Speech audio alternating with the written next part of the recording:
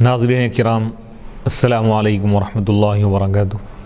الحمدللہ سلسلہ وار بخاری شریف کا درس جاری ہے جامعہ انواریہ کے زیر اہتمام، اور بخاری شریف میں نماز کے جو مسائل ہیں اور ان مسائل کے متعلق جو احادیث ہے اس کو تفصیل کے ساتھ سلسلہ وار ہم بیان کر رہے ہیں۔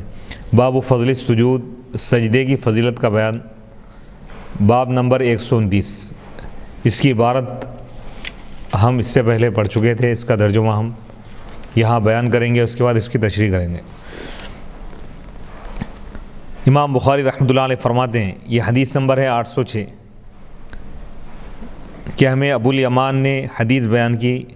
انہوں نے کہا کہ ہمیں شعیب نے زہری سے خبر دی، انہوں نے کہا کہ مجھے سعید بن مسیب اور عطا بن یزید اللیثی نے خبر دی کہ حضرت ابو ہریرہ رضی اللہ تعالیٰ عنہ نے ان کو خبر دی کہ لوگوں نے کہا کہ یا رسول اللہ، کیا ہم قیامت کے دن اپنے رب کو دیکھیں گے؟ آپ نے فرمایا، کیا تمہیں مکمل چاند، 14ویں کے چاند کو دیکھنے کے بارے میں کوئی رکاوٹ ہوتی ہے؟ کیا تم شک کرتے ہو اس کے بارے میں، یا تمہارے لیے کوئی رکاوٹ ہے جب اس کے سامنے بادل نہ ہوں، یعنی اس کے آگے بادل نہ ہوں، یعنی 14 تاریخ کا جو چاند ہوتا ہے، 14ویں کا چاند مکمل ہو اور اس میں کوئی بادل نہ ہو، آسمان ابر آلود نہ ہو، تو جس طرح وہ اچھی طرح نظر آتا ہے اس کے بارے میں کیا تم شک کرتے ہو؟ کیا تمہارے لیے کوئی رکاوٹ ہے؟ نہیں ہے۔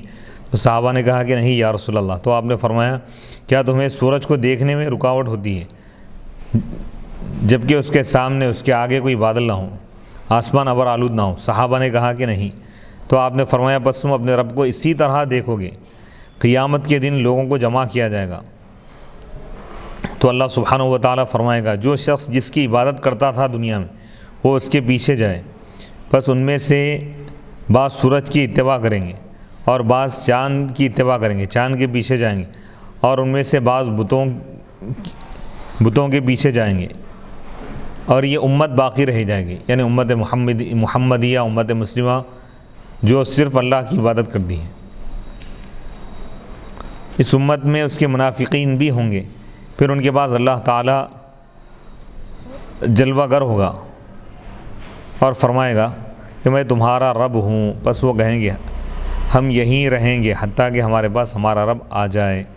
پس جب ہمارا رب آ جائے گا، یعنی جلوہ گر ہوگا، تو ہم اس کو پہچان لیں گے، پھر ان کے بعد اللہ تعالیٰ جلوہ گر ہوگا اپنی شان شان، تو پھر فرمائے گا میں تمہارا رب ہوں، تو وہ کہیں گے تو ہمارا رب ہے، بس وہ ان کو بلائے گا۔ پھر جہنم کے پشت پر ایک پل بچھا دیا جائے گا، ایک پل رکھ دیا جائے گا، بس رسولوں میں سے میں پہلا رسول ہوں گا جو اپنی امت کے ساتھ اس پر سے گزرے گا، اور اس دن رسولوں کے سوا کوئی بات نہیں کرے گا، اور اس دن رسولوں کا کلام یہ ہوگا، اللہم سلم سلم، اے اللہ سلامت رکھ، اے اللہ سلامت رکھ۔ اور جہنم میں درخت سعدان کے کانٹوں کی طرح ہوک ہوں گے۔ کیا تم نے درخت سعدان کے کانٹے دیکھے؟ صحابہ نے کہا ہاں۔ آپ نے فرمایا، بے شک وہ ہوک درخت سعدان کے کانٹوں کے مثل ہوں گے، لیکن اللہ کے سوا ان کے عظیم ہونے کی مقدار کو کوئی نہیں جانتا۔ وہ ان کے گناہوں کی مقدار کے حساب سے اچک لیں گے، یعنی پکڑ لیں گے، ان میں سے بعض اپنے گناہ کی وجہ سے ہلاک ہو جائیں گے، اور ان میں سے بعض کٹ جائیں گے، پھر نجات پا جائیں گے۔ یعنی وہ جہنم میں کچھ چمٹے وغیرہ ہوں گے جو جہنمیوں کو کھینچیں گے، پکڑ لیں گے اپنی طرف سے، حتیٰ کہ اللہ تعالیٰ دوزخیوں میں سے جن پر رحمت کا ارادہ فرمائے گا، رحم کرنے کا ارادہ فرمائے گا، تو اللہ تعالیٰ فرشتوں کو حکم دے گا کہ ان میں سے جو اللہ تعالیٰ کی عبادت کرتا تھا، یعنی جہنم میں جو ایمان والے چلے گئے ہیں، گنہگار مومن، گنہگار مسلمان جو جہنم میں جائیں گے، تو اللہ تعالیٰ فرشتوں کو حکم دے گا کہ ان میں سے جو اللہ تعالیٰ کی عبادت کرتا تھا ان کو نکال دو، پھر فرشتے ان کو نکال دیں گے، اور وہ ان کو سجدے کی نشانیوں سے پہچانیں گے۔ یعنی جہنم میں کفار بھی ہوں گے، اور کچھ گنہگار مسلمان بھی جہنم میں جائیں گے، تو فرشتے کس طرح پہچانیں گے ان کو؟ تو حدیث میں حضور فرما رہے ہیں کہ فرشتے ایمان والوں کو پہچانیں گے سجدے کے نشان سے، سجدہ کرنے کی وجہ سے جو روشنی، جو نور ہوتا ہے اس سے پہچانیں گے۔ اور اللہ تعالیٰ نے سجدے کی نشانیوں کو کھانا آگ پر حرام کر دیا ہے، یعنی جہنم میں جہنمیوں کو جہنم کی آگ کھا جائے گی، جلائے گی، لیکن چہرے یعنی سجدے کے جو مقامات ہیں اس کو وہ متاثر نہیں کرے گی، ان کو دوزخ سے نکالا جائے گا، وہ جل کر کوئلہ ہو چکے ہوں گے، پھر ان پر حیات کا پانی ڈال دیا جائے گا، انڈیل دیا جائے گا، پھر وہ اس طرح اگیں گے، یعنی حشاش و بشاش ہوں گے، جس طرح دانہ سیلاب کی مٹی میں اگتا ہے، جس طرح پودا یا دانہ سیلاب کی مٹی میں اگتا ہے۔ پھر اللہ تعالیٰ بندوں کے درمیان فیصلے سے فارغ ہو جائے گا اور ایک شخص جنت اور دوزخ کے درمیان باقی ہوگا، یعنی آخر میں ایک شخص ایسا رہ جائے گا جو جنت اور جہنم کے درمیان میں باقی رہ جائے گا، اور وہ دوزخ سے نکلنے والوں میں سے آخری شخص ہوگا، اور جنت میں داخل ہونے والوں میں بھی آخری شخص ہوگا۔ اس وقت اس کا چہرہ دوزخ کی طرف ہوگا، وہ کہے گا اے میرے رب، میرا چہرہ دوزخ کی طرف سے پھیر دے، دوزخ سے پھیر دے، اس کی بدبو نے مجھے ہلاک کر دیا ہے اور اس کی تیزی نے مجھے جلا ڈالا ہے۔ تو اللہ تعالیٰ فرمائے گا اگر تمہارے ساتھ ایسا کر دیا گیا، اگر تیرے ساتھ ایسا کر دیا گیا تو کیا تو پھر اس کے علاوہ اور کوئی سوال کرے گا؟ تو وہ بندہ کہے گا نہیں، تیری عزت کی قسم۔ پھر اللہ تعالیٰ اس سے پختہ عہد اور میثاق لے گا، پھر اللہ اس کے چہرے کو دوزخ سے پھیر دے گا۔ پس جب وہ جنت کی طرف متوجہ ہوگا اور اس کی تر و تازگی دیکھے گا تو جتنی دیر اللہ اس کو خاموش رکھنا چاہے گا تو وہ خاموش کھڑا رہے گا، پھر کہے گا اے میرے رب، مجھے جنت کے دروازے پر پہنچا دے۔ بس اللہ تعالیٰ اس سے فرمائے گا کیا تم نے پختہ عہد اور میثاق نہیں کیا تھا، وعدہ نہیں کیا تھا کہ تم پہلے سوال کے علاوہ کوئی اور سوال نہیں کرو گے؟ تو وہ کہے گا اے میرے رب، میں تیری مخلوق میں سب سے زیادہ بد نصیب نہ ہو جاؤں۔ اللہ تعالیٰ فرمائے گا اگر تمہارا یہ سوال پورا کر دیا گیا تو پھر توقع ہے، پھر امید ہے کہ ہو سکتا ہے کہ تم اور کوئی اور سوال نہیں کرو گے۔ تو وہ کہے گا نہیں، تیری عزت کی قسم، میں اس کے سوا کوئی اور سوال نہیں کروں گا۔ تو پھر اللہ تعالیٰ جو عہد اور میثاق چاہے گا اس سے لے لے گا، پھر وہ اس کو جنت کے دروازے پر پہنچا دے گا۔ پس جب وہ جنت کے دروازے پر پہنچے گا اور جنت کی رونق، تر و تازگی اور خوشنمائی اور خوشنما منظر دیکھے گا تو جتنی دیر اللہ تعالیٰ اس کو خاموش رکھنا چاہے گا وہ خاموش رہے گا۔ پھر وہ کہے گا اے میرے رب، مجھ کو جنت میں داخل کر دے۔ تو اللہ تعالیٰ فرمائے گا اے ابن آدم، تجھ پر افسوس ہے، تو کس قدر عہد شکن ہے، یعنی عہد وعدے کو توڑنے والا ہے۔ کیا تو نے پختہ عہد اور وعدہ نہیں کیا تھا کہ تجھ کو جو کچھ دیا گیا ہے تو اس کے علاوہ کوئی اور سوال نہیں کرے گا؟ تو بندہ کہے گا اے میرے رب، مجھے اپنی مخلوق میں سب سے زیادہ محروم نہ فرما، بد نصیب نہ بنا دے۔ تو اللہ عز و جل اس سے خوش ہوگا، پھر اس کو جنت میں داخل ہونے کی اجازت دے گا، پھر اس سے فرمائے گا اب تم تمنا کرو۔ بس وہ تمنا کرے گا، حتیٰ کہ جب اس کی تمنا پوری ہو جائے گی تو اللہ اس سے فرمائے گا اور فلاں چیز اور فلاں چیز کو زیادہ مانگو، یعنی اور جو بھی تم کو مانگنا ہے مانگ لو۔ اور اس کا رب عز و جل اس کو چیزیں یاد دلائے گا، حتیٰ کہ جب اس کی تمنا ختم ہو جائے گی تو اللہ اس سے فرمائے گا تم یہ چیزیں بھی لے لو اور ان کے ساتھ اس کی ایک مثل اور لے لو۔ حضرت ابو سعید خدری رضی اللہ تعالیٰ عنہ، حضرت ابو ہریرہ رضی اللہ تعالیٰ عنہ سے کہا اللہ کے رسول علیہ الصلوۃ والسلام نے فرمایا اللہ عز و جل ارشاد فرمائے گا تمہارے لیے یہ چیزیں بھی ہیں اور ان کی 10 مثل ہے، یعنی 10 گنا اضافہ اور بھی تمہارے لیے ہے۔ حضرت ابو ہریرہ نے کہا مجھے اللہ کے رسول علیہ الصلوۃ والسلام کا صرف یہ قول یاد ہے، اللہ عز و جل نے ارشاد فرمایا تمہارے لیے یہ چیزیں ہیں اور ان کے ساتھ ان کی ایک مثل ہے اور ایک گنا اضافہ تمہارے لیے یہ چیزیں ہیں۔ حضرت ابو سعید خدری رضی اللہ تعالیٰ عنہ نے کہا میں نے آپ سے یہ سنا تھا تمہارے لیے یہ ہے اور ان کی 10 مثل ہیں، یعنی اس کے مثل اور 10 چیزیں ہیں تمہارے لیے، 10 گنا اضافہ ہیں۔ اس حدیث کی باب کے عنوان کے ساتھ مطابقت اس جملے میں کہ اللہ تعالیٰ نے سجدے کی نشانیوں کو کھانا آگ پر حرام کر دیا ہے، یعنی آثار سجدہ، سجدے کے جو نشانات ہیں، مقامات ہیں، سجدے کی جو اعضاء ہے، آگ اس کو نہیں کھائے گی، آگ نہیں جلائے گی، تو سجدہ کرنے کی فضیلت ہے، یعنی کثرت سے نماز پڑھنا چاہیے، کثرت سے اللہ کی بارگاہ میں سجدہ کرنا چاہیے، جس کی وجہ سے اللہ تعالیٰ جہنم کی آگ سے بچائے گا۔ اس حدیث پاک میں کچھ الفاظ آئے ہیں، تواغیت کا لفظ ہے، یعنی قیامت کے دن تمام لوگ میدان میں جب جمع ہوں گے، کفار بھی ہوں گے، مشرکین بھی ہوں گے، بت پرست ہوں گے، بتوں کی پوجا کرنے والے ہوں گے، آگ کی پوجا کرنے والے ہوں گے، اور سورج کی پوجا کرنے والے ہوں گے، چاند کی پوجا کرنے والے ہوں گے، ستاروں کی پرستش کرنے والے ہوں گے، تو اللہ تعالیٰ یہ فرمائے گا کہ جو جس کی پوجا کرتا تھا، عبادت کرتا تھا، وہ اس کے پیچھے چلے آئے۔ تو چاند کے پرستار چاند کے پیچھے جائیں گے، سورج کے پرستار اس کے پیچھے جائیں گے، لیکن ایمان والے مسلمان حضرت محمد مصطفیٰ صلی اللہ علیہ وسلم کی امتی، ایمان والے مومنین ایک مقام پر واقع رہیں گے، وہ اللہ کے دیدار کے منتظر رہیں گے۔ تو اس حدیث میں ایک لفظ آیا تھا تواغیت، یعنی شیطان کی پوجا کرنے والے۔ تواغیت کا لفظ ہے، یہ طاغوت کی جمع ہے، یہ طغیان کا مبالغہ ہے، یعنی طغیان بہت زیادہ نافرمانی کرنا، سرکشی کرنا۔ تواغیت کا مطلب ہے بہت زیادہ سرکشی کرنے والے۔ اللہ عز و جل کو چھوڑ کر جس کی عبادت کی جائے اس کو طاغوت کہتے ہیں۔ یہ قول یہ ہے کہ طاغوت شیطان ہے۔ یہ قول ہے جس پتھر کی عبادت کی جائے، پرستش، پوجا کی جائے، وہ طاغوت ہے۔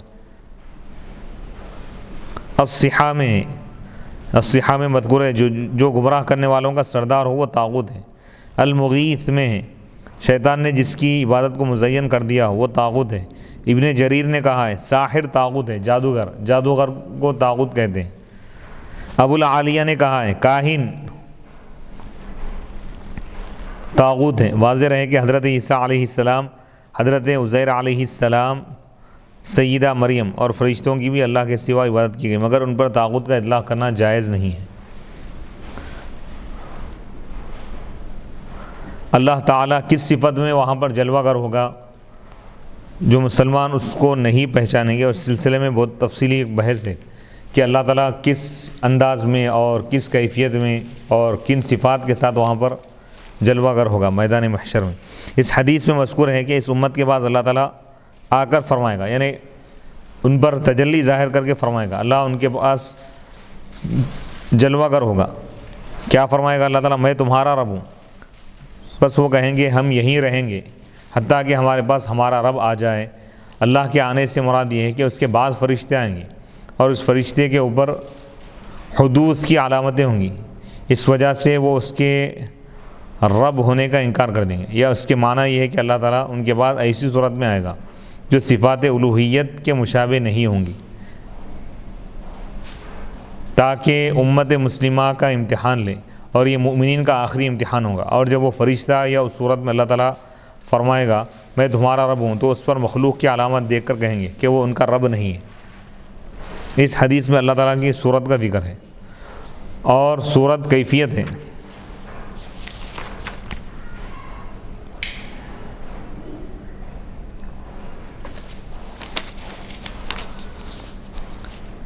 اور صورت کیفیت ہے، اور اللہ تعالیٰ کیفیت سے منزہ ہے، تو اس پہ صورت بمعنی صفت ہے، یعنی اللہ تعالیٰ ایسی صفت میں آئے گا، یعنی ایمان والوں کو آزمانے کے لیے کہ یہ لوگ اللہ کو پہچانیں گے یا نہیں۔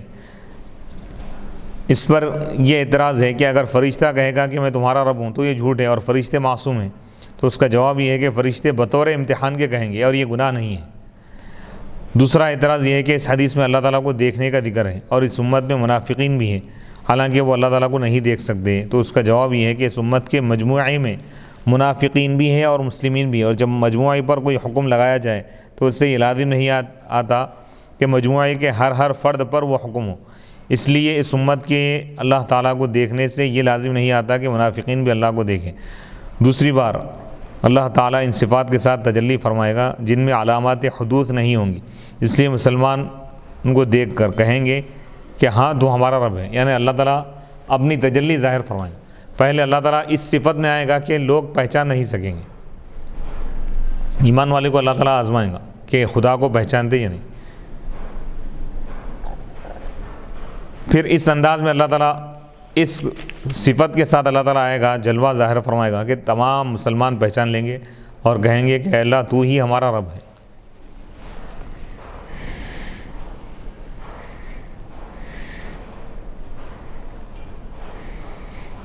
اور اس حدیث میں یہ بھی مذکور ہے کہ فرشتے ان کو سجدے کے نشانیوں سے پہچانیں گے.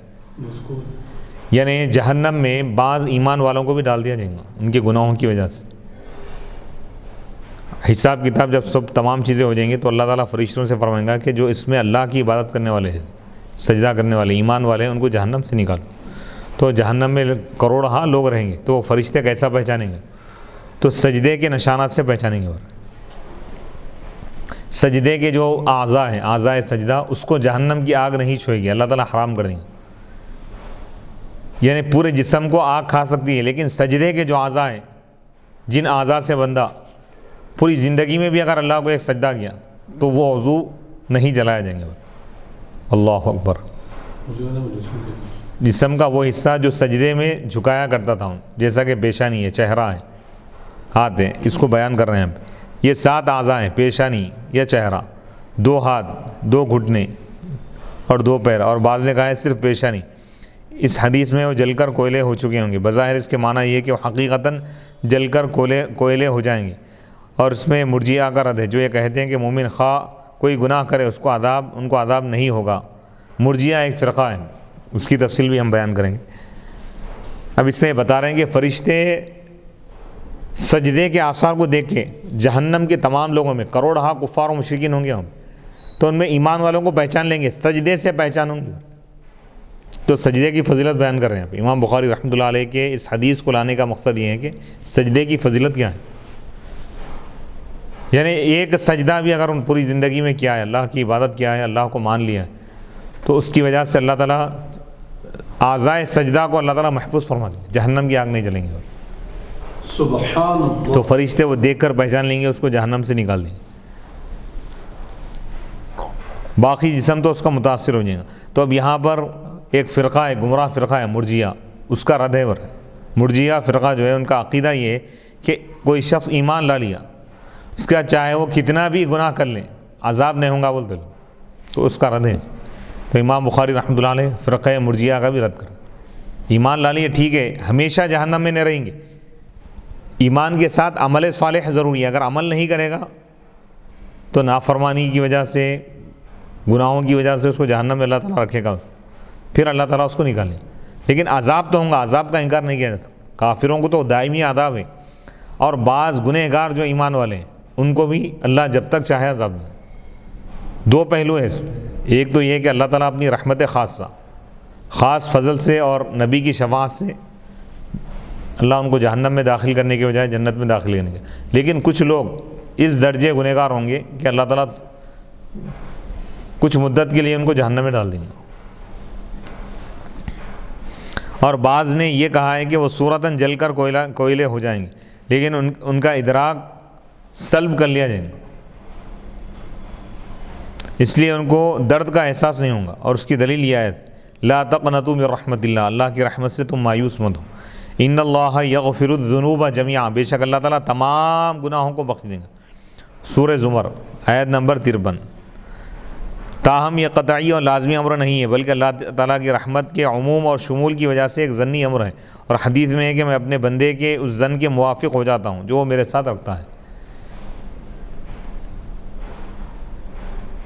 یعنی بتا رہے ہیں کہ اللہ تعالیٰ کی رحمت بھی ہے اپنی جگہ، بالکل برحق ہے. ان کو وقتیہ طور پہ جو عذاب دیا جائے گا یہ اللہ کی رحمت کے خلاف نہیں ہو رہا ہے. کہ بعض بندوں کو اللہ تعالیٰ جنت کا احساس دلانے کے لیے پہلے جہنم میں بھیجیں گا. جو گنہگار بندے ہیں جہنم کا منظر دیکھ کے جب جنت میں آئیں گے تو جنت کی نعمتوں کی قدر کریں گے. تو بہرحال خلاصہ کلام یہ ہے کہ جو ایمان والے ہیں ہمیشہ جہنم میں نہیں رہیں گے. جس کا خاتمہ ایمان پر ہو، لا الہ الا اللہ محمد رسول اللہ، اس کلمے کے اعتقاد، اس کلمے کو جو سچے دل سے اگر پڑھ لے اور اس عقیدے پر، اسلامی عقیدے پر جس کا انتقال ہو جائے، تو اللہ تعالیٰ اس کو جہنم میں ہمیشہ نہیں رکھے گا، اس کو جنت میں داخل فرمائے. اب یہاں پر دیدار الہی کا بھی ایک عقیدہ ہے کہ قیامت کے دن اللہ کا دیدار ہوگا، یہ اہل سنت الجماعت کا عقیدہ ہے۔ بعض گمراہ فرقے اس کا انکار کرتے ہیں۔ آخرت میں اللہ تعالیٰ کے دکھائی دینے پر یعنی رؤیت پر اہل سنت الجماعت کے دلائل اور معتزلہ کی دلیل کے جوابات، معتزلہ اس کا انکار کرتے ہیں۔ اس حدیث میں دلیل ہے کہ آخرت میں مؤمنین ایمان والے اللہ تعالیٰ کو دیکھیں گے۔ قرآن مجید میں وجوہ یومئذ ناظرہ، سورہ قیامہ کی آیت ہے، الی ربہا ناظرہ، سورہ قیامہ آیت نمبر 22-23۔ اللہ تعالیٰ فرما رہا ہے کہ قیامت کے دن کچھ چہرے ایسے ہوں گے جو تر و تازہ ہوں گے، چمکدار ہوں گے، الی ربہا ناظرہ، جو اپنے رب کی طرف دیکھیں گے۔ تو دیدار الہی بھی یہاں پر بتا دیا گیا، یعنی آخرت میں اور جنت کی سب سے بڑی نعمت اللہ کا دیدار ہے۔ معتزلہ اللہ تعالیٰ کے دکھائی دینے کا انکار کرتے ہیں اور ان کی دلیل یہ آیت ہے، لا تدریکہ الابصار وہو یدریک الابصار، سورہ انعام آیت نمبر 103۔ آنکھیں اس کا ادراک نہیں کر سکتی اور وہ آنکھوں کا ادراک کرتا ہے۔ خود آیت سے معلوم ہو رہا ہے، اس میں غور کرنے کی بھی بات نہیں ہے۔ وہاں اوپر کی آیت میں اللہ تعالیٰ فرما رہا ہے کہ چند چہرے اللہ کو دیکھتے ہوئے رہیں گے، اللہ کے جلوے کو دیکھتے رہیں گے، اللہ کے جلوے میں مگن ہوں گے، بے خود ہو جائیں گے، فنا ہو جائیں گے۔ اور یہ جو آیت لا رہے ہیں لا تدریک، وہ ادراک الگ ہے، رؤیت الگ ہے۔ ادراک کے معنی پانا، کسی چیز کو گھیر لینا، کسی چیز کا احاطہ کرنا۔ اللہ کا کوئی احاطہ نہیں کر سکتا، بھائی دیکھ تو سکتا، بغیر احاطے کے دیکھنا ممکن ہے۔ وہ کیسے؟ جیسے آسمان کو آپ دیکھ رہے ہیں، کیا پورا آسمان آپ کی آنکھ کے اندر آ گیا؟ نہیں ہے۔ پوری دنیا میں آسمان کا جتنا دائرہ ہے وہ پورا آپ کی ایک چھوٹی سی آنکھ میں نہیں آ سکتا، لیکن آپ آسمان کو تو دیکھ رہے ہیں، اپنی طاقت کے حساب سے، اپنی بصارت کے اعتبار سے آپ دیکھ رہے ہیں۔ تو بلا تمثیل اللہ قادر ہے، اللہ اپنا دیدار کرا سکتا۔ تو ہر کوئی اپنی ایمانی طاقت کے اعتبار سے، اپنی آنکھ کے اعتبار سے، اپنی بصیرت و بصارت کے اعتبار سے، اپنی طاقت کے اعتبار سے، اللہ اس کے رسول کی محبت کے اعتبار سے اللہ کا جلوہ دیکھیں گے۔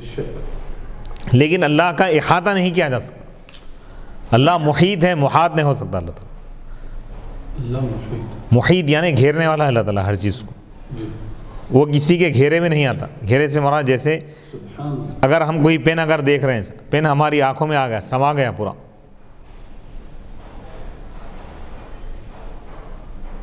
اللہ سبحانہ و تعالیٰ کا دیدار کریں گے لیکن اس کا احاطہ نہیں کریں گے۔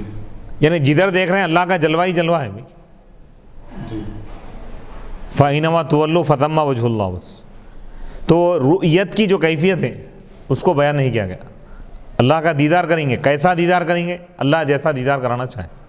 سبحان اللہ، سبحان اللہ۔ بس ایک مثال دی گئی ہے سمجھانے کے لیے، جیسا 14 تاریخ کا جو چاند ہوتا ہے، 14ویں کا جو چاند ہوتا ہے، کائنات کا ہر فرد، کائنات کی ہر مخلوق اپنی آنکھوں سے دیکھ رہی، کوئی ہندوستان میں دیکھ رہا ہے، کوئی پاکستان میں دیکھ رہا ہے، کوئی امریکہ، دنیا میں تمام لوگ دیکھ رہے ہیں بھائی، کسی کو کوئی رکاوٹ نہیں ہے، کوئی دشواری نہیں ہے۔ ایک بڑا ہجوم جمع ہو گیا، دیکھ رہا ہے تو دوسروں کو نظر نہیں آ رہا، ایسا نہیں ہوگا۔ تو اللہ کا جلوہ بھی تمام ایمان والوں کو نظر آئے گا۔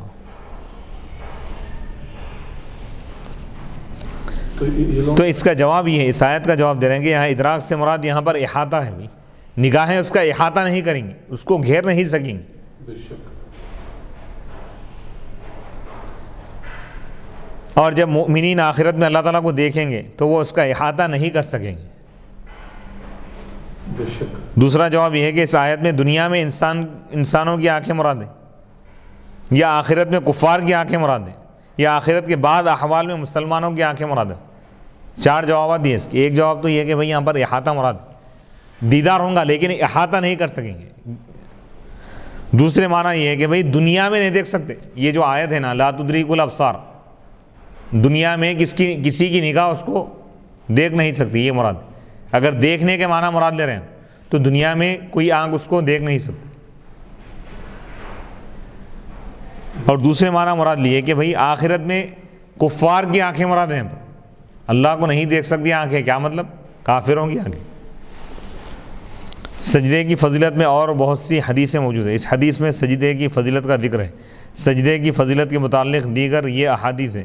حضرت ثوبان رضی اللہ تعالیٰ عنہ بیان کرتے ہیں کہ میں نے رسول اللہ صلی اللہ علیہ وسلم سے سوال کیا، آپ مجھے وہ عمل بتائیں جس کو اگر میں کروں تو اللہ تعالیٰ مجھے جنت میں داخل کر دے۔ آپ نے فرمایا تم بکثرت اللہ کے لیے سجدہ کرو، کیونکہ جب بھی تم اللہ کے لیے سجدہ کرو گے، اللہ کو سجدہ کرو گے، تو اللہ اس سجدے سے تمہارا ایک درجہ بلند کر دے گا اور تمہارا ایک گناہ مٹا دے گا۔ صحیح مسلم میں یہ روایت موجود ہے۔ حدیث نمبر 488، سنن ترمذی، جامع ترمذی میں بھی موجود ہے، سنن ابن ماجہ میں بھی ہے۔ حضرت ربیعہ بن کعب اسلمی رضی اللہ تعالیٰ عنہ بیان کرتے ہیں کہ میں اللہ کے رسول علیہ الصلوۃ کے ساتھ رات میں آرام کیا کرتا تھا، رات گزارا کرتا تھا۔ میں آپ کے وضو اور طہارت کے لیے پانی لے کر آیا، آپ نے مجھ سے فرمایا سوال کرو، مانگو۔ میں نے کہا میں آپ سے جنت میں آپ کی رفاقت کا سوال کرتا ہوں، یعنی آپ سے جنت میں آپ کے ساتھ رہنے کا سوال کرتا ہوں۔ آپ نے فرمایا یا اس کے سوا کوئی اور سوال بھی ہے؟ میں نے کہا مجھے یہ کافی ہے۔ تو آپ نے فرمایا تم بکثرت سجدے کر کے میری مدد کرو۔ صحیح مسلم کی روایت ہے، حدیث نمبر 459۔ یعنی ایک صحابی جو حضور علیہ الصلوۃ کی خدمت میں رہا کرتے تھے اور تہجد کے لیے جب اٹھتے تو وضو کا پانی وغیرہ پیش کرتے تھے، تو حضور ایک مرتبہ فرمایا کہ تم مجھ سے مانگو، کیا مانگنا ہے۔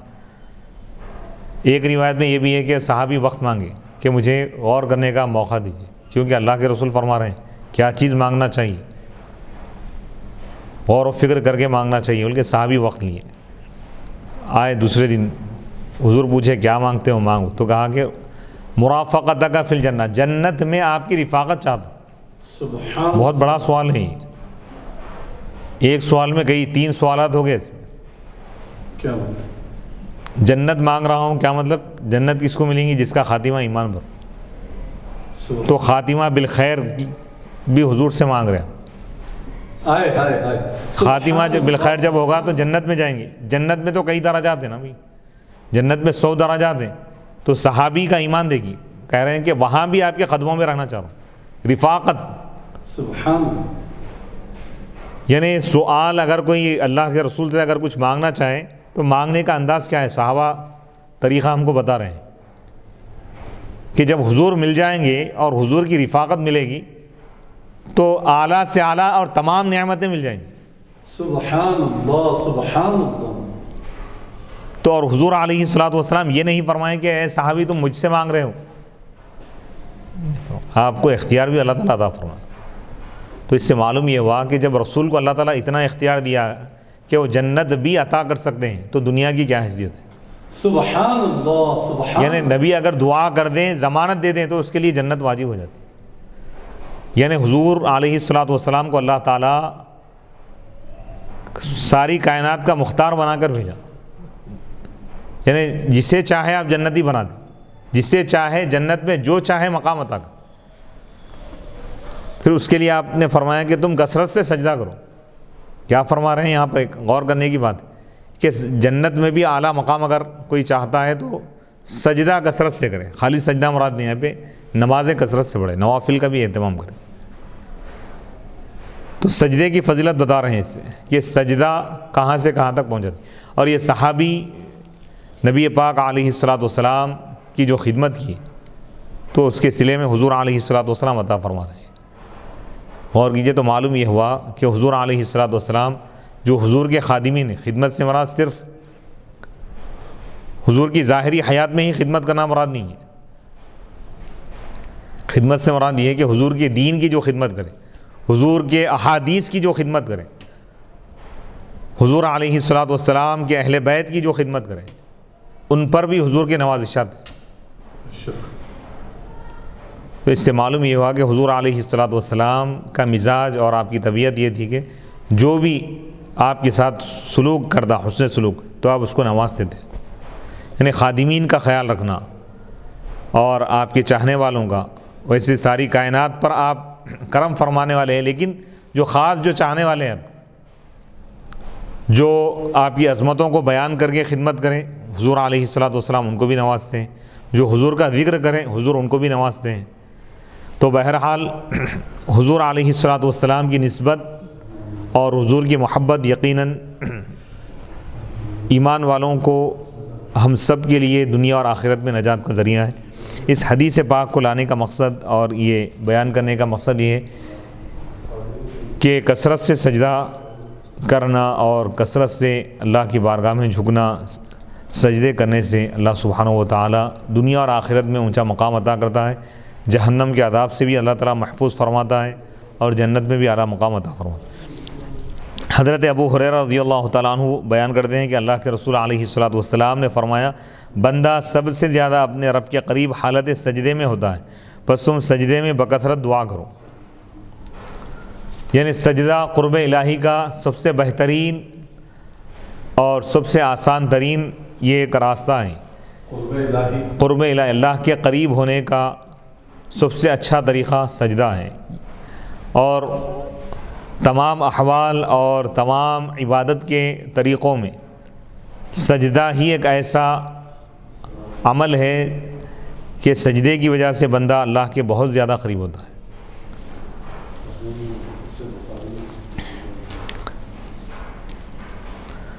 باب نمبر 130، باب یبدی ضبعیہ ویجافی فی السجود، سجدے میں بازوؤں کو کشادہ رکھے اور ویجافی،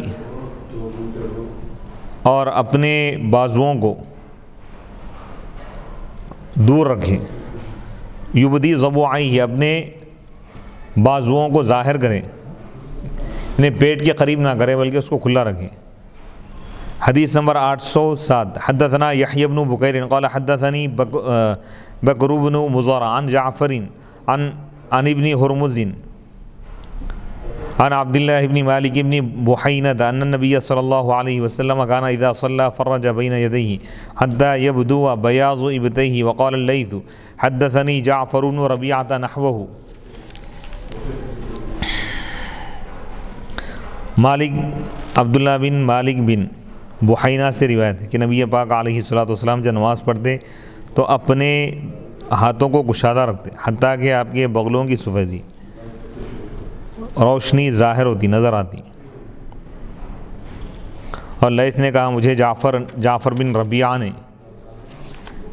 اس حدیث کے مثل بیان کی۔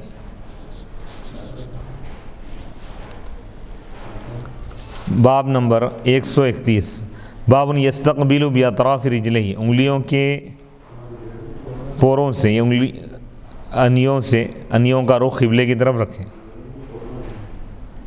یعنی پیر کے انگلیوں کا رخ قبلے کی طرف رکھیں، یعنی نماز میں پیروں کی انگلیوں کا رخ قبلے کی طرف رکھیں۔ قالہ ابو حمید الساعدی عن النبی صلی اللہ علیہ وسلم، یعنی حضرت ابو سعید الساعدی نے بیان کیا کہ نماز میں پیروں کی انگلیوں کے سروں کو قبلے کی طرف رکھیں۔ یہ حدیث صحیح البخاری حدیث نمبر 828 میں بھی انشاءاللہ آئے گی۔ سجدے میں انگلیوں کے پیٹ کا زمین پر رکھنا فرض یا واجب نہیں، سنت ہے یا مستحب ہے۔ اس کی تفصیل صحیح مسلم کی شرح میں بھی موجود ہے۔ یعنی حالت سجدے میں انگلیاں زمین پر ٹکی رہیں اور انگلیوں کا جو رخ ہے یہ پیروں کی انگلیوں کا رخ قبلے کی طرف ہو۔ باب نمبر 132، باب اذا لم یتم السجود، جب نمازی سجدہ اچھی طرح اگر نہ کرے، مکمل نہ کرے تو کیا حکم ہے۔ باب نمبر 132، حدیث نمبر 808، حدثنا الصلت بن محمد قال حدثنا مہدی عن واصل عن ابی وائل عن حذیفة انه رأى رجلا لا يتم ركوعه ولا سجوده، فلما قضى صلاته قال له حذیفة ما صلیت، قال واحسبه، قال ولو مت على غیر سنت محمد صلی اللہ علیہ وسلم۔ حضرت ابو وائل سے روایت، حضرت حذیفہ سے روایت کرتے ہیں کہ حضرت حذیفہ رضی اللہ تعالیٰ عنہ نے ایک ایسے شخص کو دیکھا جو رکوع اور سجدے کو مکمل نہیں کر رہا تھا، پس جب وہ اپنی نماز کو مکمل کیا تو حضرت حذیفہ نے اس سے فرمایا ما صلیت، تم نے نماز نہیں پڑھی، نماز تم ادا نہیں کی۔ قال راوی کہتے ہیں کہ میں سمجھتا ہوں کہ آپ نے یہ بھی کہا، حضرت حذیفہ نے اس سے یہ بھی کہا کہ اگر تم اس حالت میں اگر مر جاؤ گے تو تم سنت محمدی کی مخالفت پر تمہاری موت ہوگی۔ یعنی سجدہ اچھی طرح کرنا چاہیے، رکوع بھی اچھی طرح سجدہ کرنا چاہیے، تعدیل اعتدال اور اطمینان کو اختیار کرنا چاہیے، یہ حضور کی سنت ہے۔ بلکہ بعض فقہا تو یہ کہتے ہیں، یعنی حضور کا طریقہ ہے، بعض فقہا کے پاس یہ واجب ہے، فقہا احناف کے پاس، اور امام شافعی، امام ابو یوسف رحمۃ اللہ علیہ اور دیگر ائمہ کے پاس تعدیل ارکان کو اطمینان کے ساتھ ادا کرنا فرض ہے۔ تو اس حدیث کے لانے کا مقصد امام بخاری رحمۃ اللہ علیہ یہ بتانا چاہتے ہیں کہ وہ حضرت حذیفہ رضی اللہ تعالیٰ عنہ ایک ایسے شخص کو دیکھے جو رکوع اور سجدہ اچھی طرح نہیں کر رہا تھا۔ جب وہ نماز سے فارغ ہوا تو آپ نے اس سے فرمایا کہ تم نماز نہیں پڑھے، اور اگر تم اس حالت میں مر جاؤ گے تو تمہارا خاتمہ حضور علیہ الصلوۃ کے طریقے کے برعکس، یعنی حضور کی سنتوں کی مخالفت پر تمہارا خاتمہ ہوگا۔ حدیث باب نمبر 133، باب السجود علی 7 اعظم، سجدے کا بیان ہے 7 اعضاء پر، یعنی سجدہ جو ہوتا ہے 7 اعضاء پر ہوتا ہے۔ حدیث نمبر 809، حدثنا قبیصة قال حدثنا سفیان عن عمرو بن دینار عن طاؤوس عن ابن عباس امر النبی صلی اللہ علیہ وسلم ان يسجد على 7 اعضاء ولا يكف شعرا ولا ثوبا، الجبهة والیدین والرکبتین والرجلین۔ حضرت عبداللہ بن عباس رضی اللہ تعالیٰ عنہ بیان کرتے ہیں کہ نبی پاک علیہ الصلوۃ کو 7 اعضاء پر سجدہ کرنے کا حکم دیا گیا ہے، اور یہ کہ آپ بالوں کو نہ موڑیں، نہ کپڑوں کو موڑیں، اور وہ 7 اعضاء ہی ہیں: پیشانی، دونوں ہاتھ، دونوں گھٹنے، دونوں پیر۔ اس حدیث میں جو روات، یہ حدیث بخاری کے علاوہ صحیح مسلم میں بھی موجود ہے، سنن ابی داود میں ہے، سنن ترمذی میں ہے، سنن نسائی میں ہے، ابن ماجہ میں ہے، المعجم الکبیر میں ہے، مسند حمیدی میں ہے، مسند ابی یعلا میں ہے، صحیح ابن خزیمہ میں ہے، مصنف عبد الرزاق میں ہے، شرح السنہ میں ہے، صحیح ابن حبان میں ہے، مسند احمد میں ہے۔ اس حدیث کے جو راوی رجال: قبیصہ بن عقبہ بن عامر الکوفی، سفیان ثوری، عمرو بن دینار، طاؤوس بن کیسان، حضرت عبداللہ بن عباس رضی اللہ تعالیٰ عنہما۔ جن اعضاء پر سجدہ کرنا فرض ہے ان کے بارے میں فقہا کا اختلاف ہے، ان کے مذاہب ہیں۔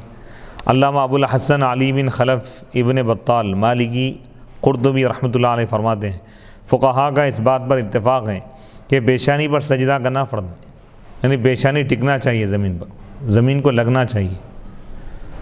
حضرت عبداللہ بن عمر رضی اللہ تعالیٰ عنہ، عطا، طاؤوس، حسن، محمد بن سیرین، قاسم، سالم، شعبی اور زہری نے کہا، جب کسی شخص نے پیشانی پر سجدہ کیا اور اس کی ناک زمین پر نہیں لگی تو یہ کافی ہے۔ امام مالک، امام ابو یوسف، امام محمد اور امام شافعی کا بھی ایک قول یہی ہے، اور ان کے نزدیک مستحب یہ ہے کہ پیشانی کے ساتھ ناک پر بھی سجدہ کریں، یعنی ناک بھی زمین کو لگے، زمین سے ٹچ ہو۔ امام اعظم ابو حنیفہ رحمۃ اللہ علیہ نے کہا، اگر نمازی پیشانی کے بغیر صرف ناک پر سجدہ کرے تو بھی یہ کافی ہے، تو یہ بھی کافی ہے۔ طاؤوس اور محمد بن سیرین اور ابن قاسم نے بھی اسی طرح کہا ہے۔ ابراہیم نخعی، عکرمہ، ابن ابی لیلہ اور سعید بن جبیر نے کہا پیشانی اور ناک دونوں پر سجدہ کرنا فرض ہے۔ امام احمد بن حنبل کا بھی یہی مذہب ہے۔ حضرت عبداللہ بن عباس رضی اللہ تعالیٰ عنہما نے فرمایا، جس نے اپنی ناک زمین پر نہیں رکھی اس نے سجدہ نہیں کیا۔ تو حضرت عبداللہ بن عباس رضی اللہ تعالیٰ عنہما کے پاس ناک زمین پر رکھنا ضروری ہے۔ امام شافعی اور امام احمد بن حنبل رحمۃ اللہ علیہ کا ایک قول یہ ہے کہ ان 7 اعضاء پر سجدہ کرنا فرض ہے۔ جس نے ان میں سے بعض اعضاء پر سجدہ کیا تو اس کا سجدہ ادا نہیں ہوا۔ چہرے کے علاوہ باقی 6 اعضاء پر سجدہ فرض نہ ہونے کی دلائل۔ چہرے کے علاوہ باقی جو 6 اعضاء ہیں نا، اس پر سجدہ فرض نہیں ہو رہا ہے، اگر وہ نہ بھی لگے زمین پر تب بھی ہو جائیں گا، چہرہ زمین کو لگنا ہے، پیشانی، اچھا جو اس کے دلائل لا رہے ہیں، اس کے دلائل پیش کیے جا رہے ہیں۔ جو فقہا یہ کہتے ہیں کہ پیشانی اور ناک دونوں پر سجدہ کرنا فرض ہے، ان کی دلیل یہ ہے کہ بعض احادیث میں مجھے 7 اعضاء پر سجدہ کرنے کا حکم دیا گیا ہے، پیشانی پر، اور آپ نے اپنے ہاتھ سے ناک کی طرف اشارہ کیا۔ ابن القصار نے کہا تمام زمانوں کا اجماع حجت ہے، اور ہم نے تابعین کے زمانے میں 2 قول پائے ہیں۔ بعض نے کہا ہے کہ پیشانی اور ناک دونوں پر سجدہ کرنا فرض ہے، بعض نے کہا کہ صرف پیشانی پر سجدہ کرنا فرض ہے، اور جس نے کہا کہ صرف ناک پر سجدہ کرنا فرض ہے وہ ان کے اجماع سے خارج ہے، اور جس نے کہا کہ ان 7 اعضاء پر سجدہ کرنا فرض ہے، اس کا جواب یہ ہے کہ اللہ تعالیٰ نے اپنی کتاب میں متعدد جگہ سجدے کا ذکر کیا ہے، لیکن چہرے کے سوا کسی اور عضو کا ذکر نہیں کیا۔ جیسے سورہ بنی اسرائیل کی آیت ہے، اس کا ترجمہ، وہ اپنے ٹھوڑیوں کے بل روتے ہوئے سجدے میں گر جاتے ہیں۔ آیت سجدے کی آیت ہے، سجدے کی آیت نہیں ہے۔ یخرون للاذقان یبکون،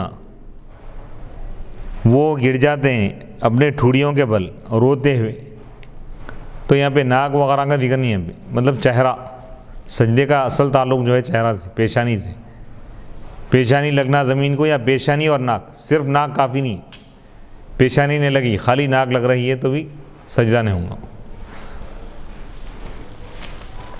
سیماہم فی وجوہہم من اثر السجود، صحابہ کی نشانی بتاتے ہوئے اللہ تعالیٰ قرآن میں فرما رہا ہے، سورہ فتح آیت نمبر 29، سیماہم ان کی نشانی، فی وجوہہم ان کے چہروں میں، من اثر السجود سجدوں کے اثر سے۔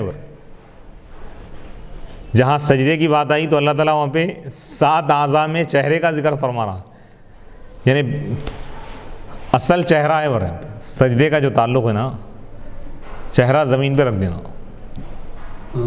ایسا نہیں ہو رہا۔ ان کے چہروں پر ان کے سجدوں کے اثر سے نشان ہے۔ حضرت عائشہ رضی اللہ تعالیٰ عنہ فرماتی ہیں کہ رسول اللہ صلی اللہ علیہ وسلم رات کو سجدے کی آیات میں، سجدے میں بار بار یہ پڑھتے، سجد وجہی للذی خلقہ وشق سمعہ وبصرہ بحولہ وقوتہ، میرے چہرے نے اس ذات کو سجدہ کیا جس نے اس کو پیدا کیا، اور اس کی سماعت و بصارت کو کھول کر ان میں ادراک پیدا کیا، اور ان کو اپنی قوت اور طاقت سے بنایا۔ سجدہ وجہی فرمایا، میرا چہرہ سجدہ کیا۔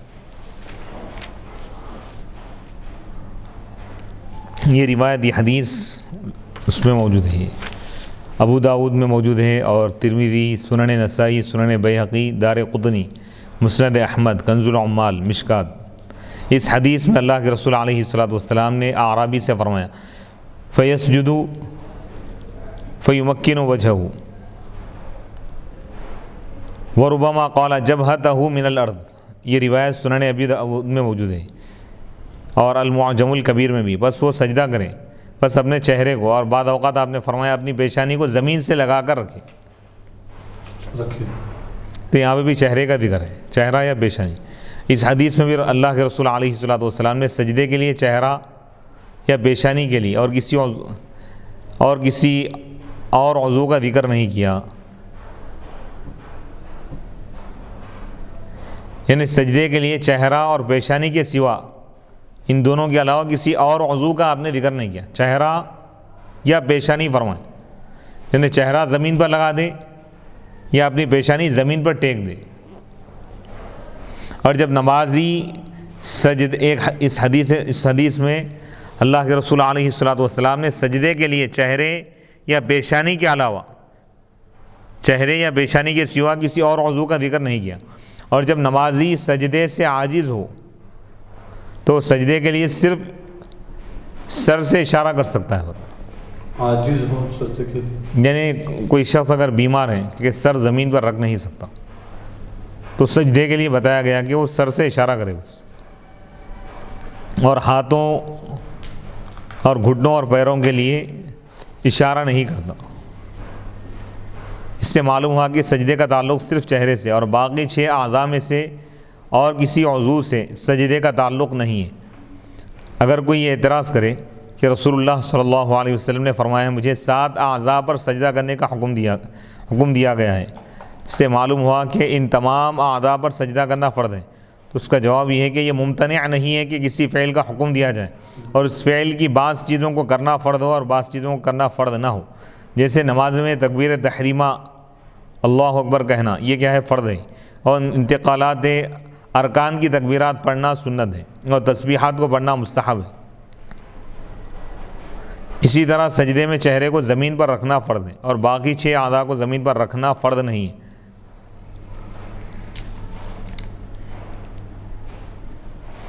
اب یہ 6 چیزیں زمین پر رکھنا فرض نہیں ہے جو ہے، اس کی تفصیل کتاب اور سنت سے بیان کر دی ہوئی۔ یہ ابن بطال جو شرح کی ہے اس کا خلاصہ ہے۔ علامہ ابن بطال نے اس حدیث کی بہت اچھی شرح کی ہے، لیکن اس میں انہوں نے جو لکھا ہے کہ جس نے سجدے میں صرف ناک کو زمین پر رکھنے کو کافی کہا ہے، اس کا قول اجماع سے خارج ہے۔ اس میں انہوں نے امام اعظم ابو حنیفہ رحمۃ اللہ علیہ کے رد کی طرف اشارہ کیا ہے۔ امام ابو حنیفہ کی طرف سے اس کا جواب یہ ہے۔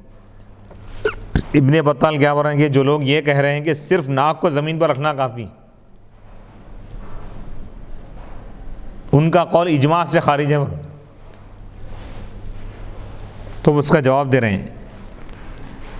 علامہ بدر الدین محمود بن عینی حنفی رحمۃ اللہ علیہ فرماتے ہیں علامہ ابن بطال کا اعتراض امام ابو حنیفہ پر وارد نہیں آ سکتا ہے، یہ اعتراض ان پر نہیں ہو سکتا، کیونکہ حدیث سے صرف چہرے کو زمین پر لگانا فرض ہے،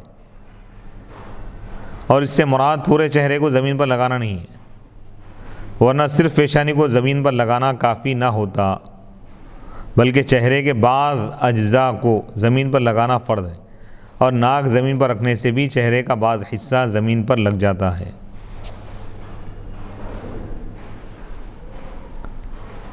اس لیے صرف ناک کا زمین پر لگ جانا بھی سجدے کے لیے کافی ہے۔ امام اعظم ابو حنیفہ رحمۃ اللہ علیہ کا دوسرا قول یہ ہے کہ بغیر عذر کے صرف ناک پر سجدہ کرنا جائز نہیں ہے۔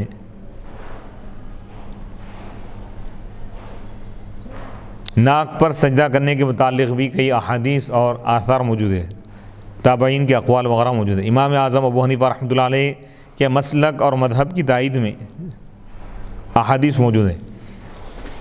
چنانچہ حضرت اکرمہ بیان کرتے ہیں کہ حضرت عبداللہ بن عباس رضی اللہ تعالیٰ عنہما فرماتے تھے جب تم میں سے کوئی شخص سجدہ کرے تو اپنی ناک کو زمین کے ساتھ لگائے، کیونکہ اللہ نے اس کو طلب کیا ہے،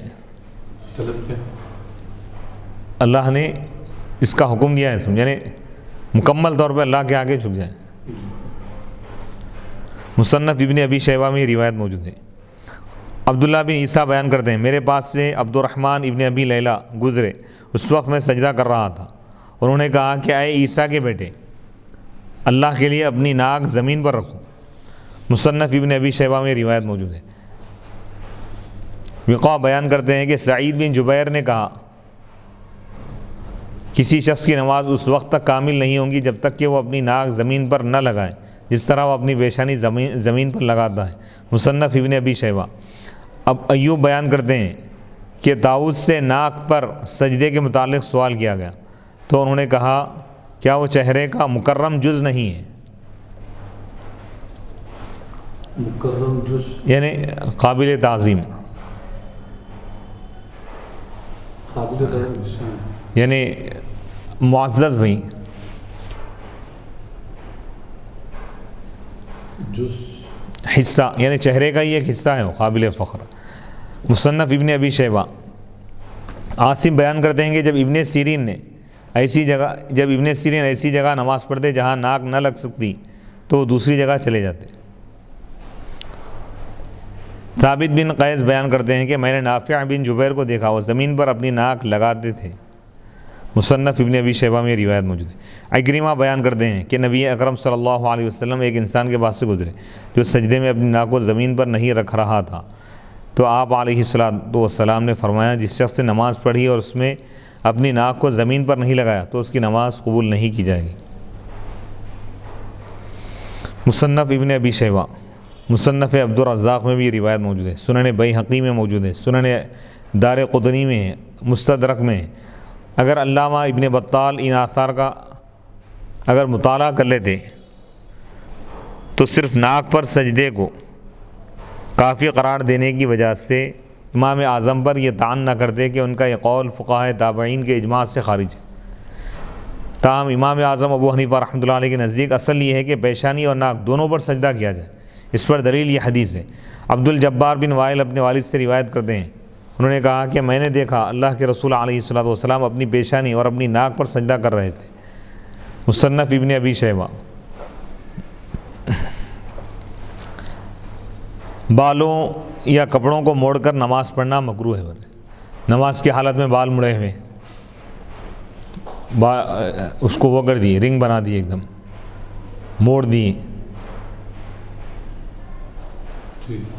یا اسی طرح کپڑوں کو موڑ دی، آستین مڑی ہوئی ہے،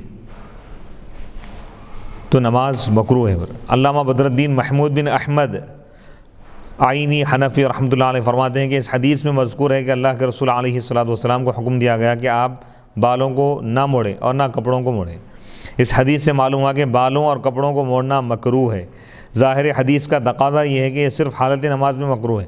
قاضی عیاض نے اس کا رد کیا ہے کہ یہ جمہور کے خلاف ہے۔ انہوں نے کہا ہے کہ نماز ہو یا غیر نماز یہ ہر حال میں مکروہ ہے، اور اس پر اتفاق ہے کہ اس سے نماز فاسد نہیں ہوتی۔ مکروہ ہے برے، نماز تو فاسد نہیں ہوگی، نماز تو ادا ہو جائیں گی۔ تلویح میں مذکور ہے کہ یہ مکروہ تنزیہی ہے، اگر اس نے اسی حال میں نماز پڑھی تو اس نے اچھا نہیں کیا، لیکن اس کی نماز صحیح ہے۔ علامہ ابن تین نے کہا ہے کہ یہ یعنی بالوں اور کپڑوں کو نہ موڑنا استحباب پر مبنی ہے، یعنی مستحب ہے یہ۔ جس نے ایسا کیا اور جماعت کھڑی ہو گئی تو اس میں کوئی حرج نہیں ہے کہ وہ اسی حالت میں نماز پڑھ لے۔ بال موڑنے کی صورت یہ ہے کہ وہ اپنے بالوں کو سر کے وسط میں اکٹھا کر کے دھاگے سے باندھ لے، یعنی چونڈا بنا کے لٹکا لی اس میں۔ اس سے ممانعت کی حکمت یہ ہے کہ اس کو ایسی حالت میں نماز پڑھنی چاہیے کہ اس کے بال بھی اس کے ساتھ سجدہ کریں، یعنی بال اٹھے ہوئے ایسا جٹو بنا کے رکھ دی، یا بہرحال یا نہ تو چونڈا بنا کے رکھ دی، تو یعنی نماز کی حالت میں کیا ہے، عاجزی ان کے ساری ہونا چاہیے، یہیت، یعنی ہر رونگتا اللہ کی بارگاہ میں جھک جائے، اس کو سر ہو یا اس کے سر کے بال ہو، یعنی سب سجدہ کرے۔ علامہ محمد امین ابن عابدین شامی رحمۃ اللہ علیہ فرماتے ہیں، علامہ خیر الدین رملی نے کہا ہے کہ نماز میں کپڑے کو اٹھانا مکروہ تحریم ہے، جیسے کپڑے کو موڑنا۔ علامہ شامی نے کہا ہے کہ اگر مٹی سے بچانے کے لیے کپڑے کو اٹھایا جائے تو پھر کوئی حرج نہیں ہے، یعنی مثال کے طور پر کوئی جبہ پہنا ہوا ہے، فرش پہ نماز پڑھ رہا ہے یا بہرحال جانی نماز پہ، تو کپڑے کو اٹھا رہا ہے ایسا پکڑ کے، تو یہ بعض لوگ اس کو مکروہ قرار دے رہے ہیں۔ خلاصہ اور منیا میں مذکور ہے، یہ دو کتابوں کے نام ہے، کہ اگر آستینوں کو کوہنیوں تک موڑا جائے تو پھر مکروہ ہے۔ آستین موڑ کے اگر کوئی نماز پڑھ رہا ہے تو مکروہ ہے۔ اس سے یہ ظاہر ہوتا ہے کہ اگر کوہنیوں سے کم آستینوں کو موڑا جائے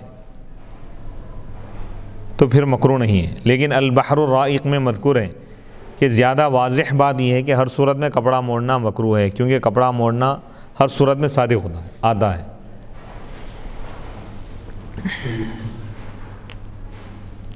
صدر الشریعہ علامہ امجد علی فرماتے ہیں کہ کوئی آستین آدھی کلائی سے زیادہ چڑھی ہوئی ہو یا دامن سمیٹے، نماز پڑھنا بھی مکروہ تنزیہی ہے، یعنی کپڑے وغیرہ چڑھا کر آستین چڑھا لی یا شرٹ وغیرہ اوپر کر کے نماز پڑھ رہے ہیں، انشرٹ کر کے پڑھ رہے ہیں نماز، مکروہ تنزیہی ہے۔ خواہ پیشتر سے چڑھی ہوئی ہو یا نماز میں چڑھائی جائے، یعنی پہلے سے چڑھا کے پڑھ رہا ہے یا نماز کی حالت میں اگر کپڑے اگر چڑھا رہا ہے کوئی تو نماز مکروہ ہے۔ علامہ عینی نے تلویح اور علامہ ابن تین کے حوالے سے اپنی کتاب میں بیان کیا ہے کہ کپڑا موڑنا مکروہ تنزیہی ہے۔ علامہ شامی اور صاحب البحر الرائق کی عبارات سے معلوم ہوتا ہے کہ یہ مکروہ تحریمی ہے، اور صدر الشریعہ نے اس کو مکروہ تحریمی کی صراحت کی ہے۔ صدر الشریعہ علامہ امجد علی نے مکروہ تحریمی کی صراحت کی ہے، تصریح کی ہے۔ قوت دلیل سے بہرحال یہی راجح ہے، لیکن یہ وہ مکروہ تحریمی نہیں ہے جس سے نماز واجب الاعادہ ہو، مکروہ ہے لیکن نماز دوبارہ پڑھنے کی ضرورت نہیں ہے۔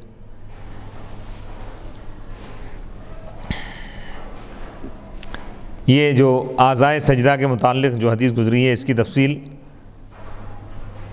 صحیح مسلم میں بھی اس کی تفصیل بیان کر دی گئی ہے۔ شرح صحیح مسلم، علامہ صحیح صاحب۔ حدیث نمبر 810 حدثنا مسلم بن ابراہیم قال حدثنا شعبة عن عمرو عن طاؤوس عن ابن عباس رضی اللہ تعالی عنہما عن النبی صلی اللہ علیہ وسلم قال امرنا ان نسجد على 7 اعظم ولا نكف ثوبا ولا شعرا۔ حضرت عبداللہ بن عباس رضی اللہ تعالی عنہما سے روایت ہے، وہ اللہ کے نبی علیہ الصلوۃ والسلام سے روایت کرتے ہیں، اللہ کے رسول علیہ الصلوۃ والسلام نے ارشاد فرمایا، ہم کو حکم دیا گیا ہے کہ ہم 7 اعضاء پر سجدہ کریں اور ہم کپڑے کو نہ موڑیں اور بالوں کا نہ موڑیں۔ اس حدیث کی تفصیل بخاری شریف حدیث نمبر 709 میں بھی اس کی تفصیل ہم بیان کر چکے ہیں، یہ حدیث گزر چکی ہے۔ حدیث نمبر 811 حدثنا آدم قال حدثنا اسرائیل عن ابی اسحاق عن عبد اللہ بن یزید الخطمی قال حدثنا البراء بن عازب وهو غیر کذوب قال كنا نصلي خلف النبي صلی اللہ علیہ وسلم فاذا قال سمع اللہ لمن حمدا لم يحني احد منا ظهره حتى يضع النبي صلی اللہ علیہ وسلم جبهته على الارض۔ امام بخاری رحمۃ اللہ علیہ فرماتے ہیں کہ ہمیں آدم نے حدیث بیان کی، انہوں نے کہا ہمیں اسرائیل نے حدیث بیان کی ابو اسحاق سے، وہ عبداللہ بن یزید سے حدیث بیان کرتے ہیں، انہوں نے کہا ہمیں براء بن عازب رضی اللہ تعالیٰ عنہ نے حدیث بیان کی اور وہ جھوٹے نہیں ہیں، انہوں نے کہا ہم اللہ کے رسول علیہ الصلوۃ والسلام کے پیچھے نماز پڑھتے تھے، بس جب آپ سمیع اللہ لمن حمیدہ کہتے تو ہم میں سے کوئی شخص اپنی پیٹھ کو نہیں موڑتا تھا، حتیٰ کہ اللہ کے نبی علیہ الصلوۃ والسلام اپنی پیشانی کو زمین پر رکھ دیتے۔ تو اس حدیث میں یہ بتا رہے ہیں کہ کس طرح امام کی اقتداء کرنا چاہیے اور نماز کے ادا کرنے کا طریقہ کیا ہے۔ باب السجود علی الانف، ناک پر سجدہ کرنے کا بیان ہے۔ باب نمبر 134 حدیث نمبر 812 حدثنا معل بن اسد قال حدثنا وہیب عن عبد اللہ بن طاؤوس عن ابیہ عن ابن عباس رضی اللہ تعالی عنہما قال قال النبی صلی اللہ علیہ وسلم امرت ان اسجد علی 7 اعظم علی الجبہۃ واشار بیدہ علی انفہ والیدین والرکبتین واطراف القدمین ولا نکفت الثیاب ولا نکف الثیاب والشعر۔ حضرت عبداللہ بن عباس رضی اللہ تعالیٰ عنہما سے روایت ہے، قال انہوں نے کہا اللہ کے نبی علیہ الصلوۃ والسلام نے ارشاد فرمایا، مجھ کو 7 اعضاء پر سجدہ کرنے کا حکم دیا گیا ہے، پیشانی پر، وہ اشارہ بیدہ اور آپ نے اپنے ہاتھ سے اشارہ کیا، اعلیٰ انفی ناک کی طرف، والیدین اور دونوں ہاتھوں پر، والرکبتین دونوں گھٹنوں پر، اور قدموں کی انگلیوں پر، اور ہم کپڑوں اور بالوں کو نہ موڑیں۔ حدیث نمبر 809 میں بھی اسی قسم کا واقعہ بیان کیا گیا ہے۔ باب نمبر 135 باب السجود علی الانف فی الطین، مٹی یا کیچڑ میں ناک پر سجدہ کرنے کا بیان ہے۔ اس حدیث سے امام بخاری رحمۃ اللہ علیہ کا مقصود ناک پر سجدہ کرنے کی تاکید، یعنی مختلف انداز میں مختلف پہلوؤں کے ساتھ آپ مختلف ابواب جو قائم کر رہے ہیں، ایک جگہ فرما رہے ہیں کہ ناک پر سجدہ کرنے کا بیان، ایک جگہ فرما رہے ہیں کہ 7 اعضاء پر سجدہ کرنے کا بیان ہے، پھر ایک جگہ اور ایک عنوان قائم کر رہے ہیں کہ مٹی یا کیچڑ میں ناک پر سجدہ کرنا ہے۔ کیا مطلب؟ چاہے سجدے کی جگہ کیسی بھی ہو، یعنی تر ہو، کچی ہو، اگر کوئی ایسا علاقہ ہے جہاں پر سجدہ کیا جا رہا ہے، اگر وہاں پر مٹی اگر ہے یا کیچڑ ہے، صاف ہے، یا پانی ہے، تو اس کی وجہ سے وہ ناک اگر زمین پر نہ رکھے تو اس کا سجدہ نہیں ہوگا. ناک زمین پر رکھنا ضروری ہے, فرض ہے, یہ بتانا چاہ رہے ہیں. حدیث نمبر 813. حدثنا موسیٰ قال حدثنا حمام عن یحییٰ عن ابی سلمة قال انطلقت الى ابی سعید الخدری فقلت الا تخرج بنا الى النخل نتحدث فخرج فقال قلت حدثني ما سمعت من النبي صلى الله عليه وسلم في ليلة القدر قال اعتكف رسول الله صلى الله عليه وسلم عشر الأول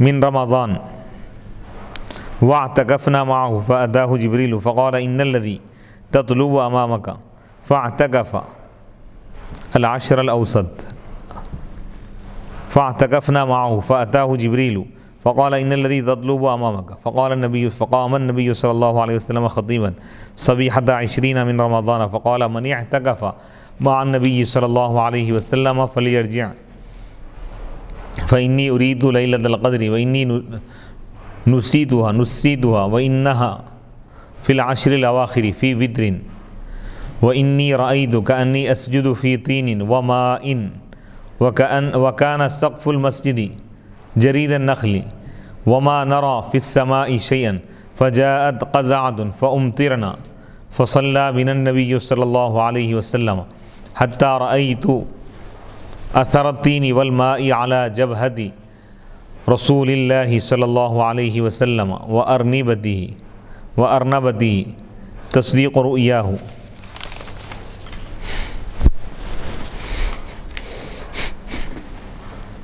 امام بخاری رحمۃ اللہ علیہ فرماتے ہیں کہ ہمیں موسیٰ نے حدیث بیان کی. انہوں نے کہا ہمیں حمام نے حدیث بیان کی یحییٰ سے, وہ ابو سلمہ سے. انہوں نے بیان کیا, انہوں نے کہا کہ میں حضرت ابو سعید خدری رضی اللہ تعالیٰ عنہ کے پاس گیا. بس میں نے کہا کیا آپ ہمارے ساتھ کھجور کے باغ کی طرف نہیں چلتے؟ نہیں چلیں گے, وہاں ہم بات کریں گے. تو وہ نکلے. ابو سلمہ نے کہا بس میں نے کہا آپ ہمیں وہ حدیث بیان کریں جو آپ نے نبی صلی اللہ علیہ وسلم, نبی اکرم صلی اللہ علیہ وسلم سے لیلۃ القدر کے بارے میں سنی ہے. انہوں نے بیان کیا کہ اللہ کے رسول علیہ الصلوۃ نے رمضان کے پہلے عشرے میں اعتکاف فرمایا. ہم نے بھی آپ کے ساتھ اعتکاف کیا. بس آپ علیہ الصلوۃ کے پاس حضرت جبرائیل علیہ السلام آئے اور انہوں نے کہا آپ جس چیز کو طلب فرما رہے ہیں, طلب کر رہے ہیں, وہ آگے ہیں. پھر آپ نے درمیانی عشرے میں اعتکاف فرمایا تو ہم نے بھی آپ کے ساتھ اعتکاف کیا. آپ کے پاس پھر حضرت جبرائیل علیہ السلام آئے اور کہا آپ جس چیز کو طلب فرما رہے ہیں وہ آگے ہیں, وہ آپ کے آگے ہیں.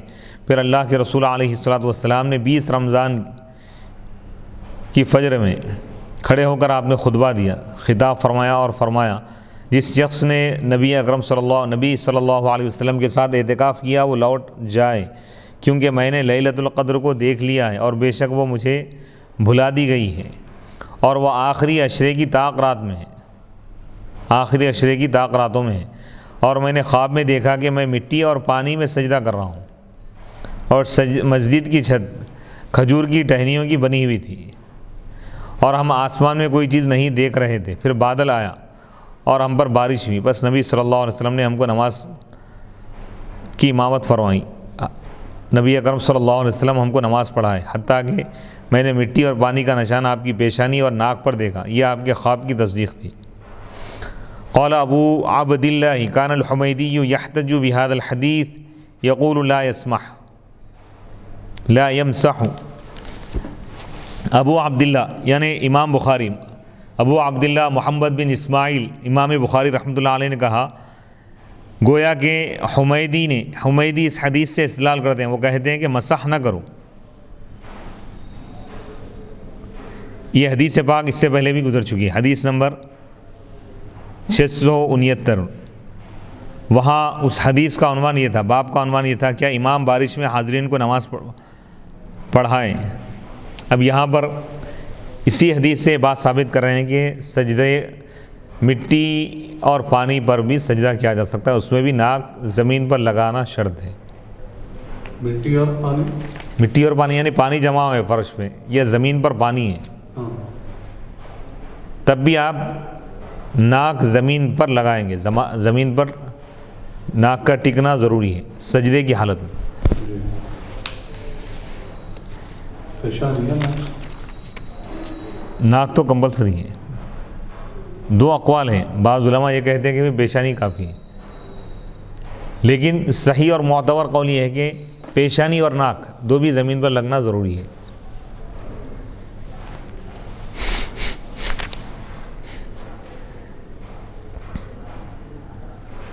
پیشانی اور ناک پر سجدہ کرنے کی دلیل. علامہ ابو الحسن علی بن خلف ابن بطال مالکی فرماتے ہیں اس حدیث میں ان فقہا کی دلیل ہے جو کہتے ہیں کہ سجدہ صرف پیشانی اور ناک پر فرض ہے.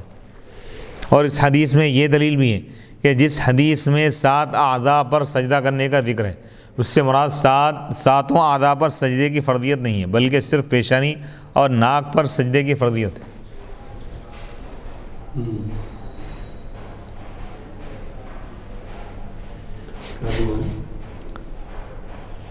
اس میں یہ بتا رہے ہیں کہ جس حدیث میں یہ بات بتائی گئی ہے کہ 7 اعضاء پر سجدہ کرنا ہے تو ساتوں اعضاء پر سجدہ کرنا فرض نہیں ہو.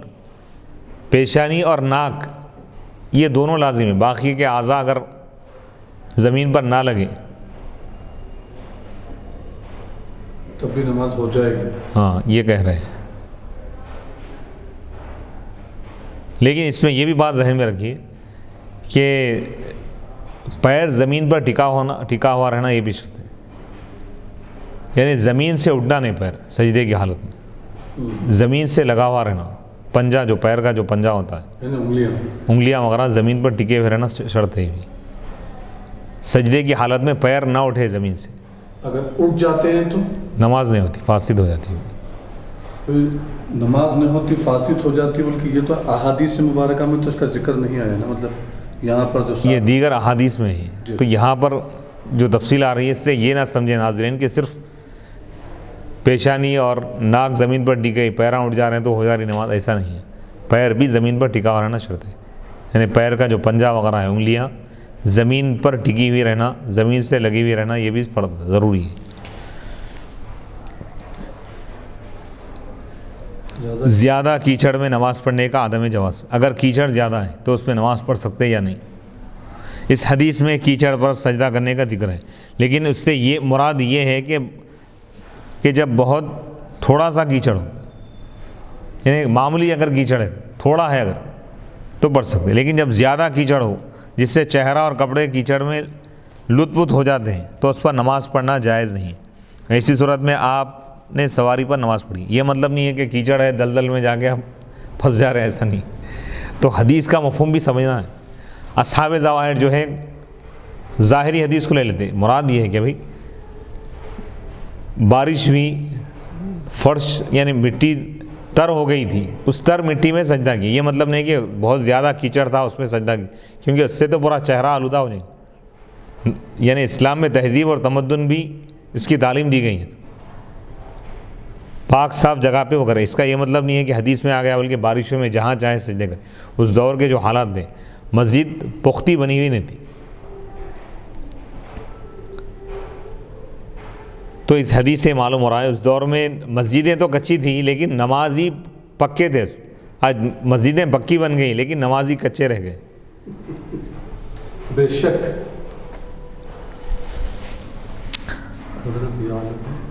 حضرت یعلا بن مرہ رضی اللہ تعالیٰ عنہ بیان کرتے ہیں کہ صحابہ کرام نبی اکرم صلی اللہ علیہ وسلم کے ساتھ ایک سفر میں تھے. وہ ایک تنگ جگہ پر پہنچے، بس نماز کا وقت آ گیا. تنگ جگہ یعنی جگہ کم تھی وہاں پر، اور آسمان سے بارش ہو رہی تھی اور نیچے کیچڑ تھا. تو اللہ کے رسول علیہ الصلوۃ والسلام نے سواری پر اذان اور اقامت کہی، یعنی اس کا حکم دیا. پھر اپنی سواری پر آگے بڑھ کر ان کو نماز پڑھائی. آپ اشارے سے نماز پڑھ رہے تھے اور رکوع اور سجدے کو رکوع سے زیادہ جھک کر ادا کر رہے تھے. یہ روایت سنن ترمذی میں حدیث نمبر 411، مسند احمد میں بھی. یہ دین میں آسانی کے مشابہ ہے، اور اپنے کپڑوں کو کیچڑ میں لطف کر دینا کوئی عبادت نہیں ہے. اور سواری پر دین میں آسانی، یعنی دین میں آسانی ہے. یہ نہیں کہ جگہ تنگ ہے آپ اسی میں گر پڑ کے نماز پڑھ رہے ہیں، یہ پسندیدہ عمل نہیں ہے. اور اپنے کپڑوں کو کیچڑ میں لطف کرنا یہ بھی کوئی عبادت نہیں ہے۔ اور سواری پر اشارے سے نماز پڑھنا اس وقت جائز ہے جب کوئی اور خشک جگہ نہ ہو، یعنی گاڑی میں جا رہے ہیں اور بارش ہے، زمین پوری تر ہے اور کوئی پاک صاف جگہ نہیں دکھ رہی تو اپنی گاڑی میں بھی نماز پڑھ سکتے ہیں۔ یہاں تک رکوع اور سجدے کے متعلق ایک بیان تھا، اب یہاں سے ایک نیا بیان شروع ہو رہا ہے۔ کوئی نماز کے مختلف احکام انشاءاللہ اگلی نشست میں ہم اس کو بیان کریں گے۔ وصلی اللہ تعالیٰ علی خیر خلقہ سیدنا محمد وعلی آلہ واصحابہ وبارک وسلم اجمعین۔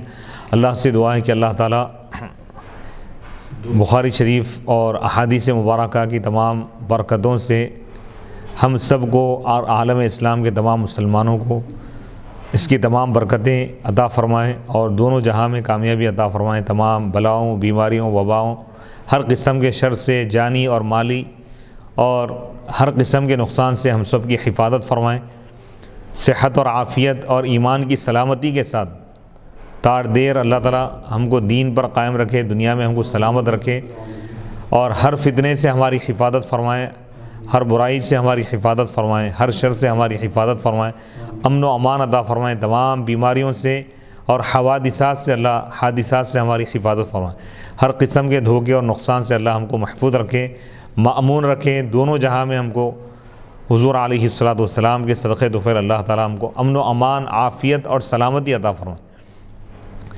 برحمتک یا ارحم الراحمین۔ وصلی اللہ تعالیٰ علی خیر خلقہ سیدنا محمد وعلی آلہ واصحابہ وبارک وسلم اجمعین والحمد للہ رب العالمین۔